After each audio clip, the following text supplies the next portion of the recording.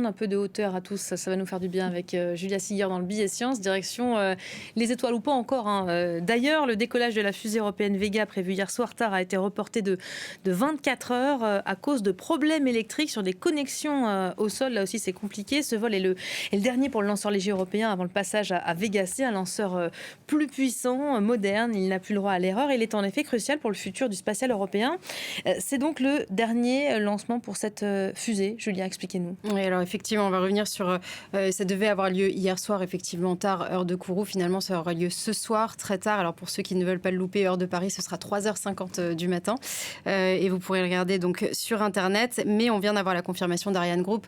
Le vol aura bien lieu donc ce soir, tard, heure de Kourou. Les vérifications nécessaires ont été faites. Mais quoi qu'il arrive, c'est sûr que ce sera la dernière mission, effectivement, de Vega. Vega qui est conçu par la firme italienne Avio et qui est en service depuis 12 ans. Il a un très bon bilan. Il a réussi Lancement réussi pour Sentinelle-2.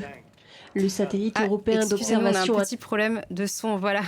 En tout cas, voilà, quoi qu'il arrive, ce sera la dernière mission de Vega puisque en fait, il est en service depuis 12 ans. Il a un très bon bilan, 19 tirs réussis sur 21 tentatives. Donc, c'est vraiment assez extraordinaire. C'est un lanceur léger qui a pour but d'envoyer dans l'espace des petits satellites, que ce soit des satellites scientifiques ou des satellites, par exemple, d'observation de la Terre. Et cette dernière mission, d'ailleurs, ce sera pour orbiter Sentinelle-2C. Sentinelle-2C, ça fait partie d'un programme assez incroyable qui s'appelle Copernicus. Vous le voyez ici avec plein de petits satellites qui vont tourner autour de la Terre sur une même orbite et ça va permettre de regarder ce que fait justement la Terre et d'avoir des applications très concrètes, notamment par rapport à la surveillance de la qualité de l'eau, de la gestion des catastrophes. Et je vous en parlerai dans une autre chronique.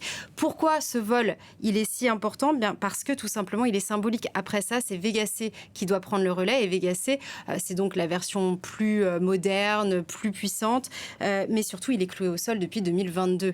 En fait, il a réussi son vol inaugural, mais sur le premier vol commercial, quelques secondes après le décollage, on a dû autodétruire l'engin, tout simplement, et depuis, il est effectivement cloué au sol. Vous avez raison, Vega C n'a pas le droit à l'erreur, tout simplement parce que le succès de ce vol va confirmer ou non le retour de l'Europe dans l'espace. Et d'autant que l'Europe est tout juste en train de sortir d'une crise des lanceurs, ça veut dire quoi concrètement ? Alors la crise des lanceurs, c'est tout simplement le fait que pendant un temps, l'Europe n'avait aucune capacité de mettre quoi que ce soit en orbite, que ce soit au niveau des lanceurs lourds, puisque Ariane 5 a été mise à la retraite. Impossible de faire appel aux Soyouz russes à cause de la situation géopolitique, même s'il y a beaucoup d'entraide dans l'espace.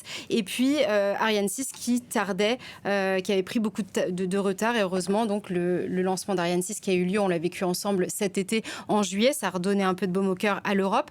Mais ça, c'était du côté des lanceurs lourds. Pour les lanceurs légers, donc ces petits satellites, pareil, problème d'accident avec Vega C. Donc ça veut dire que l'Europe n'était pas souveraine, elle ne pouvait pas envoyer ce qu'elle voulait dans l'espace. Du coup, qu'est-ce qu'on sait de Vega C ? Alors Vega C, on sait que depuis ça a été révisé, depuis 2022, il y avait des problèmes au niveau du moteur, ils ont fait beaucoup de modifications et là ils ont annoncé qu'il serait à peu près prêt fin novembre, a priori, on va suivre le dossier, il y aura quelques tests en plus en octobre. En tout cas, ils ont prévu plusieurs lancements pour 2025, 6 pour Ariane 6 et 4 pour Vega C.